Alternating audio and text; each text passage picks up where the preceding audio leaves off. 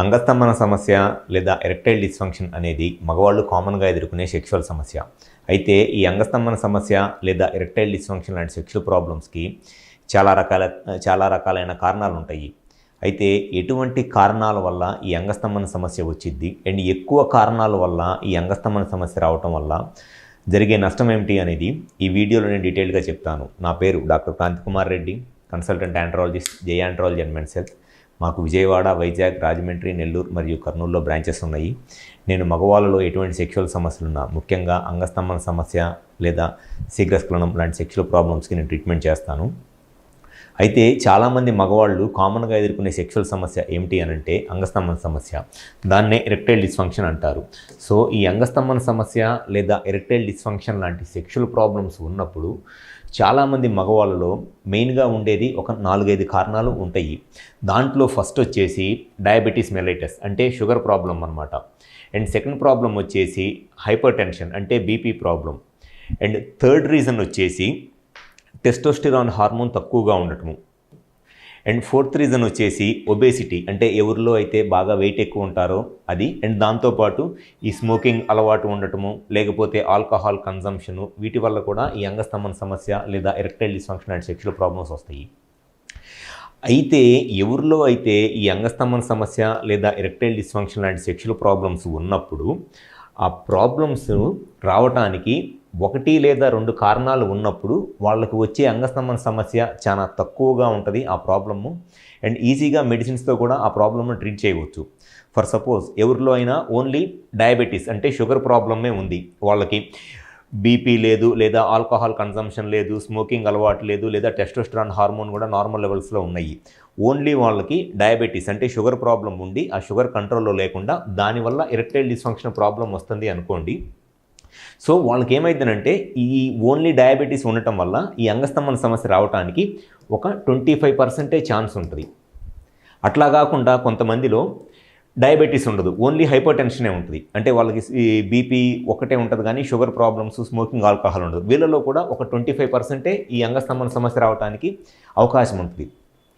కానీ ఎవరిలో అయితే డయాబెటీస్ అంటే sugar problem plus BP problem 2 ఉంటుందో, ఈ 2 ప్రాబ్లమ్స్ ఉన్నప్పుడు వాళ్ళకి అంగస్తంభన సమస్య అనేది 25+25 50% ఎరెక్షన్ ప్రాబ్లం రాదు. వాళ్ళకి ఆల్మోస్ట్ 90% ఎరెక్షన్ ప్రాబ్లం వస్తుంది. ఎందుకు అనంటే 2 యాడ్ అయి ఉన్నప్పుడు ఈ సెక్షువల్ సమస్యలు రావడానికి చాలా ఎక్కువ అవకాశం ఉంటుందన్నమాట. ఓన్లీ డయాబెటీసే ఉంటే జస్ట్ ఎరెక్షన్స్ ఒక 20-25% ఎరెక్షన్స్ తగ్గుతాయి, ట్యాబ్లెట్స్ ఏదో ఒక రకంగా మేనేజ్ చేసుకోవచ్చు. అట్లా కాకుండా ఓన్లీ బీపీఏ ఉంటే అప్పుడు కూడా ఎరెక్షన్స్ కొంచెం ఒక 20-25% ఎరెక్షన్స్ తగ్గుతాయి, ట్యాబ్లెట్స్తో మేనేజ్ చేసుకోవచ్చు. కానీ ఎప్పుడైతే షుగరు, బీపీ 2 కలిసి ఉంటాయో, 2 కంట్రోల్లో ఉండవు, వాళ్ళకి ఆల్మోస్ట్ ఎరెక్షన్ అనేది 10-20% తగ్గదు, 90% ఎరెక్షన్ తగ్గిపోయింది. సో దాన్నే సినర్జిక్ ఎఫెక్ట్ అంటారు. సో ఈ ఎరెక్షన్ ప్రాబ్లమ్స్కి కారణాలు ఎక్కువైపోయిన కొద్దికి ఆ ప్రాబ్లం అనేది చాలా ఎక్కువైపోయింది అనమాట. సో వీటిలో ఏంటంటే 1+1 = 2 అవ్వదు. ఈ 2 కలిస్తే అది 4 అయింది, 5 అయిద్దో 6 అయిద్దో, కానీ ఈ 2 కలిస్తే మట్టికి 2 అవ్వదు అనమాట. సో అట్లానే ఎంత ఎక్కువ కారణాలు ఉంటాయో అప్పుడు ఆ అంగస్తంభన సమస్య అనేది బాగా పెరిగిపోతూ ఉంటుంది. సో కానీ చాలామందిలో ఉండే సమస్య ఏంటి అనంటే వాళ్ళకి షుగరు ఉంటుంది, బీపీ ఉంటుంది, స్మోకింగ్ అలవాటు ఉంటుంది, ఆల్కహాల్ ఉంటుంది, ప్లస్ టెస్టోస్టెరాన్ హార్మోన్ లెవెల్స్ కూడా చాలా తక్కువగా ఉంటాయి. సో ఎప్పుడైతే ఇన్ని కారణాలు ఉన్నాయో వాళ్ళకి ఆల్మోస్ట్ 90% ఎరెక్షన్స్ అనేది పూర్తిగా తగ్గిపోయి ఎటువంటి ట్యాబ్లెట్స్ వాడుతున్నా సెక్షువల్గా వాళ్ళ ప్రాబ్లం క్లియర్ అవ్వక చాలా ఇబ్బంది పడుతూ ఉంటారు. సో వీటిని ఈజీగా ఎలా అధిగమించవచ్చు అనంటే ఫస్ట్ సెక్షువల్ ప్రాబ్లమ్ వాళ్ళకి రావడానికి కారణం ఏంటి అనేది తెలుసుకోవాలి. చాలామంది చేసే మిస్టేక్ ఏంటి అనంటే వాళ్ళకి ఏ కారణం వల్ల ఈ ఎరెక్టైల్ డిస్ఫంక్షన్ ప్రాబ్లం ఉందో తెలియకుండా ప్రతిదానికి వైగ్రా ట్యాబ్లెట్స్ వాడుకుంటా ఈ వైగ్రా ట్యాబ్లెట్స్తో కొన్ని రోజుల పాటు సెక్షువల్గా ఏదో నడిపిస్తూ ఉంటారు.